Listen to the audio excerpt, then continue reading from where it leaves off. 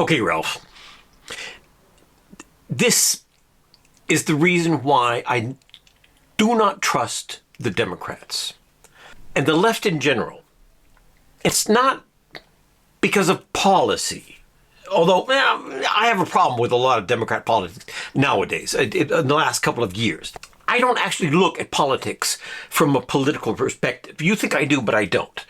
I look at it from a rhetorical perspective. I look at it, what the words are being said and what they actually mean. And I find, again and again, when the left talk, they easily and automatically switch things around to lie, to support the lie. In this thing, you are a big fan of Jon Stewart. I don't like Jon Stewart anymore. I used to. He's a funny guy, very intelligent, but he's become a Democrat, whip. He's basically in service of the Democrats. And so he'll say anything to make the Democrats look good and the Republicans look bad. And he will lie while he's doing it. I think he knows he's doing it. He's a smart guy. I think he knows what he's doing. This is our interview with that he did with John Fetterman, who is a Democrat, but who sometimes sides with Republicans on some issues, which to me makes sense. He's kind of like a moderate, middle kind of compromise, a Democrat, as I believe in a democracy, most people should be. But in this interview, John Fetterman doesn't come across very well. I don't like him much in the interview, but whatever, that doesn't matter. There are two places in this interview where Jon Stewart lies and makes it look like he's not lying. When they're talking about there's a spot where Jon Stewart says, well, Trump, how can you support Trump? Because he's going against the Constitution. And as far as I know, that the president hasn't defied a single court order. Now, a lot of noise, but he hasn't defied any specific ones. And that's the way the system's supposed to work. Well, he has. I mean, he's defied court orders and congressional law. I mean, just even in the TikTok case. As proof that Trump is defying the Constitution, Jon Stewart said that he ignored the TikTok law. The TikTok law is that Congress made a law, not Trump, but Congress made a law, and a law is legal, binding, that TikTok has to be either canceled, forbidden, banned in the U.S. or divested of Chinese interests. So it had to be taken away from Chinese interests and centered in America because the Chinese were using TikTok to spy on Americans. Okay. And Jon Stewart says Trump immediately ignored that law. And not only that, he then gave the American TikTok to his friends, the Ellisons. But wait a minute. If he ignored the law... you guys voted that had to be divested, and he ignored that. He just didn't do it. And then he handed a pretty powerful social media tool to his friends, the Ellisons and other people. And did not divest TikTok from the Chinese. How did he give the American TikTok to his friends? Isn't that exactly what the law said? Didn't the law say you have to take TikTok away from Chinese and give it to someone in America? Whether it's a friend or not, or whether there was the highest bidder, I don't care. But isn't that exactly what he did? He in the same sentence, Jon Stewart contradicts himself. He says Trump ignored the law that told him to sell American TikTok to Americans, and then he sold it to Americans. He's using the contradiction, the argument that contradicts his argument to prove his argument. Only a leftist can do that, Ralph. Only a leftist. He's doing things that the Constitution, does not allow. It's a constitutional crisis. And we've heard this word again and again, constitutional crisis. And John Fetterman says, absolutely truthfully, as far as he knows, Trump has never done anything against the Constitution. He's tried to see what he can do and cut corners and push the envelope. But when the judgment comes and says no, you cannot do that, he did not do that, and that's true. When the Supreme Court said no, you can't send this guy off to. I don't know, it's South America somewhere. You have to bring him back and put him here, put him in front of a court here. He brought him back and put him in court here. He obeyed the decisions of the courts.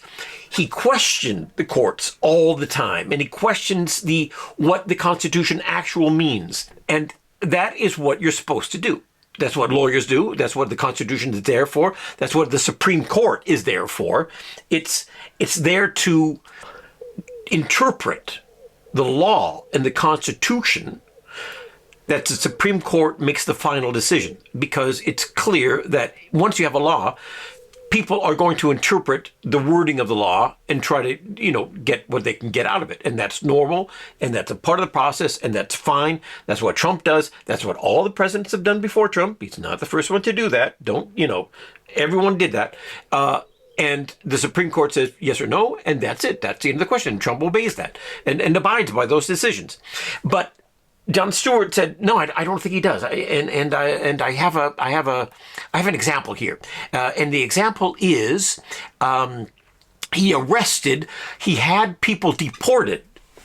He had people deported who were American citizens, which you cannot do. The ICE. We're talking about ICE, right? ICE deporting illegal immigrants, and Jon Stewart said he had people deported who were American citizens, and that's against the Constitution. And then he corrected himself, and he said, "Oh, well, yeah, no, but I think he didn't necessarily have them deported. They were arrested and then let go." They're not just doing the criminals; they've deported citizens. Or they've jailed citizens. So they were arrested incorrectly. It was a false arrest.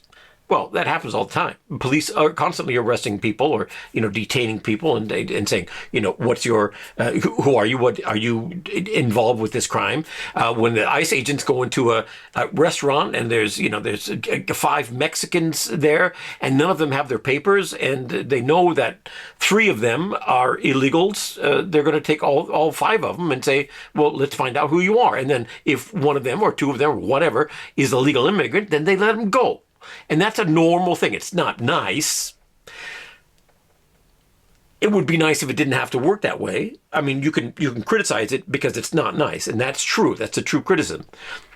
But it's not against the Constitution. It's not breaking laws at all. And so Jon Stewart said first, he deported American citizens. He said, oh no, he didn't deport. He just arrested them. But he didn't go back on his claim that Trump was breaking the Constitution. He kind of let that stand as an example of Trump breaking the Constitution, while at the same time saying it's not true. What I'm saying is not true, but it still is an example of Trump, transgressing, breaking the Constitution. The thing is, we've known, and Jon Stewart has known for a year or more now, that all these, when ICE, wrongly detains a legal immigrant or a citizen, that they then let them go again. We've known that the accusation that Trump is deporting citizens is wrong. It's been debunked. Jon Stewart knows it. Yet he still says that's an example of him ignoring the Constitution by deporting these immigrants. Of course, he wasn't actually deporting them. ICE was detaining them and letting them go. But still, that's still an example. He didn't say that's still an example, but he lets it slide there. An honest person, Ralph, would say, okay, well, you know what? Come to think of it, I don't actually have an example of him breaking the Constitution. I mentioned this, but I can't actually think of one. The examples that we've always put in the press, that we made a big thing about, that there've been, headlines and people have been arguing and fighting about it. All those things have been debunked. It's not actually true. Maybe I'm wrong. He doesn't say that. He doubles down on a false claim, on a lie, Ralph, on a lie, and uses as an argument to support his lie an argument that he himself says doesn't work, is not true. It's not the politics itself. These ice guys running around, it's become so incredible, horrible. If you want to criticize it, criticize it. That's fine. But criticize the things that can be criticized. And don't spread the lies and keep spreading them even when they've been debunked. Don't double down on the lies, because then I know that you're always lying. I know that you cannot be trusted to tell the truth. I know that when I listen to Jon Stewart, anything he says, I kind of have to ignore. I know that when I read the New York Times, the headlines of the New York Times, I know that if there's somewhere in there an adjective, maybe Trump, as a racist says this and this, Trump makes a racist remark. I know exactly that this is a racist remark is going to be some kind of interpretation, which is not really provable. It's just kind of the opinion of the writer. And yet it's in the headline. And I know exactly if I were to read that article, there will be somewhere in the article where it says, well, it could be, it's lower down in the article where it says it might be that Trump did not do this for reasons of racism, but because of this and this and this. But that's lower down in the article. In the headline, it's Trump is a racist or whatever. There's all kinds of things that they use to vilify Trump about this, or any enemy, anyone from the other side, any Republican. They use the same method to vilify any Republican.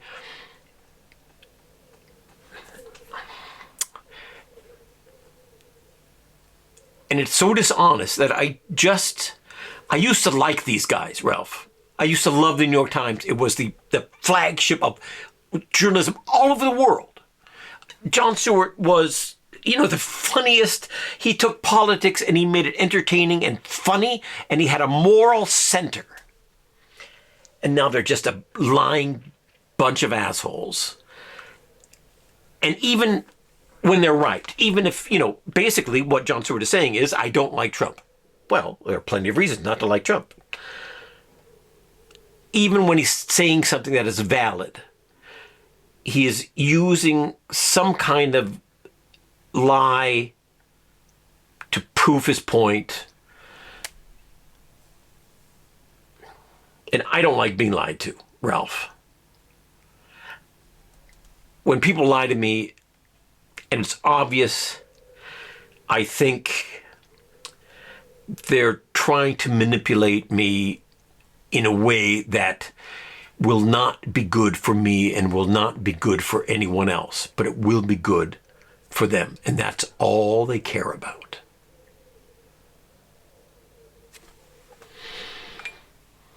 Well, here's the politics in the 21st century. 21st century America, 21st century Western world. We've come to this point. How are you? That was interesting. Yeah. I'm not really sure what to think here. He definitely feels very strongly about certain issues.